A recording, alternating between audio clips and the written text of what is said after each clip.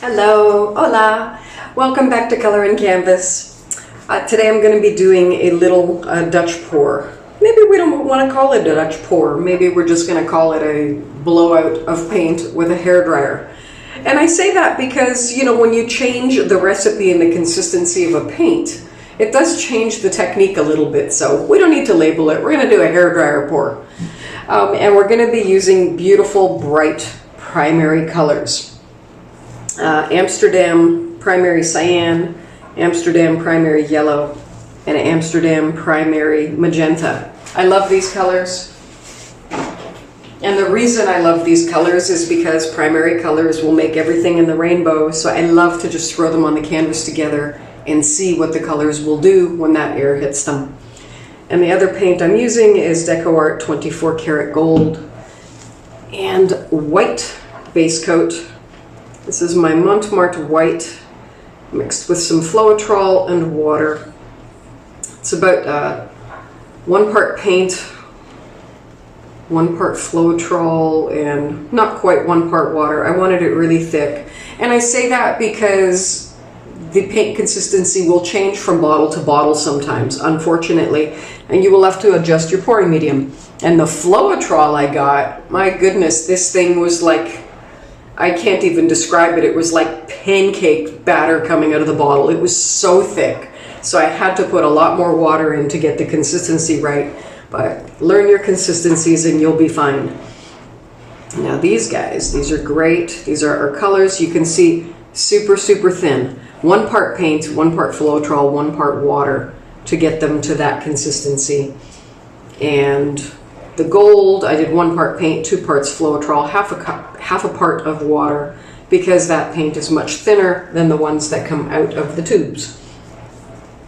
So here we go. Let's get our base coat down and see what we can do. I'm hoping that this paint is thin enough. I've had so much trouble with the white paint lately. No matter how much pouring medium I add, it seems to be too thick. And too thick is the enemy of pouring. It will not go anywhere if it's too thick. So I'm making adjustments as well. And also your environment matters. I'm here in Mexico. I'm in a rented house. I'm not leaving the air conditioning on 24 hours a day. And it affects the consistency of paint that's already pre-mixed. So when I mix white paint, you know, the pouring medium gets warm, it's mixed with the paint. I don't have distilled water, so the minerals are in the water that I'm putting in it, even the bottled water that I use. Everything affects your final result. So when you change your environment, you gotta adjust a little bit. That's just how it is. So learn what works for you where you are, with your temperatures, with your ingredients, with your humidity level. You know, I have to leave the air conditioning on cold for like 48 hours just to get the paint to dry. So there's a lot to consider. Just get that big air bubble out of there.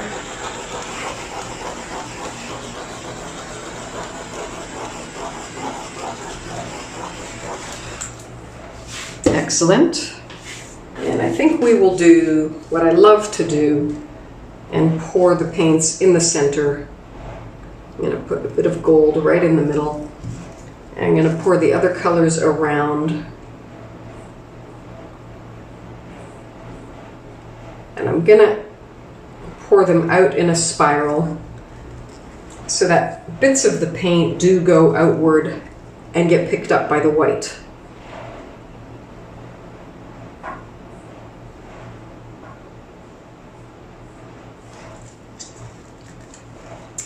And our yellow.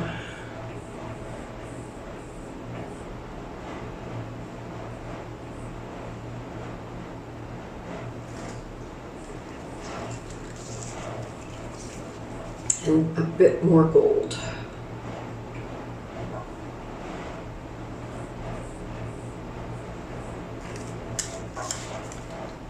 Yeah, throw a little bit on these corners. The paint does pick up as it moves, and I'm going all the way out. So I'm wanting a little bit of extra pigment everywhere.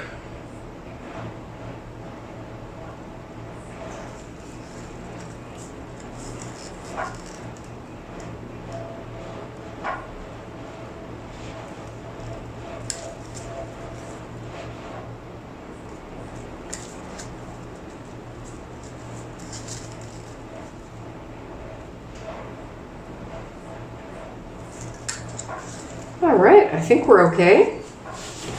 Let's get our hair dryer and see what we can do.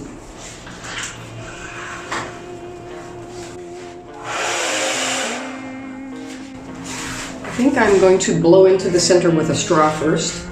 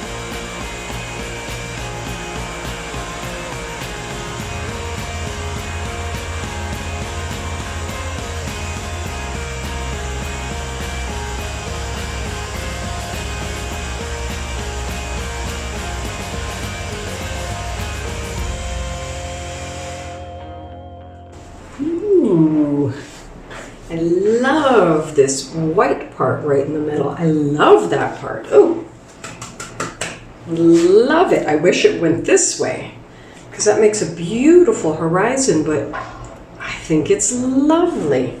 It's a bit less action going on here with the gold. And it was just a bit uneven on the table, but ooh.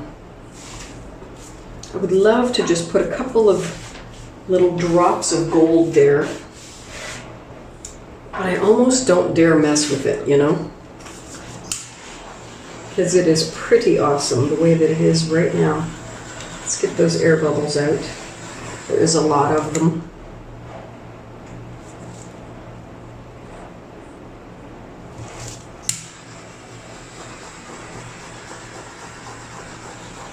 I love this part too.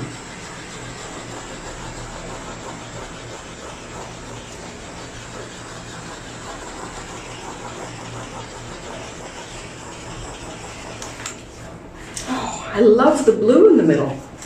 It is fantastic. All right, so I think it's done.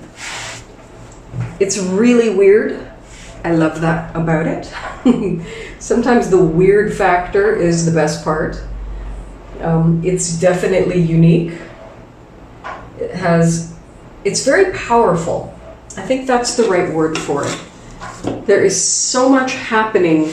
And then you have this little calm right here. And then there's, you know, every part of it is unique. There's like a million places for the eye to rest and look at it. And I love that about it. So I think we'll leave it. I think we will leave it. Just trying to clean up the corners a bit. I like the sides of my paintings to look really nice, and I like the corners to look really nice. And I messed with it a bit just to get that to happen, and it worked out really well this time. Everything is perfection. Okay, I will set this aside to dry, and we'll see what happens when it's dry. It's so cool. If I could recreate that part, I would just be delighted. But you know, it's just one of those things. That's just how it went. All right, thank you for watching. We'll show you the dried one at the end of the video. And thanks for joining us for playing with colors. And I encourage you, go make some art, play with some colors yourself, have some fun, and have a wonderful day. Bye-bye.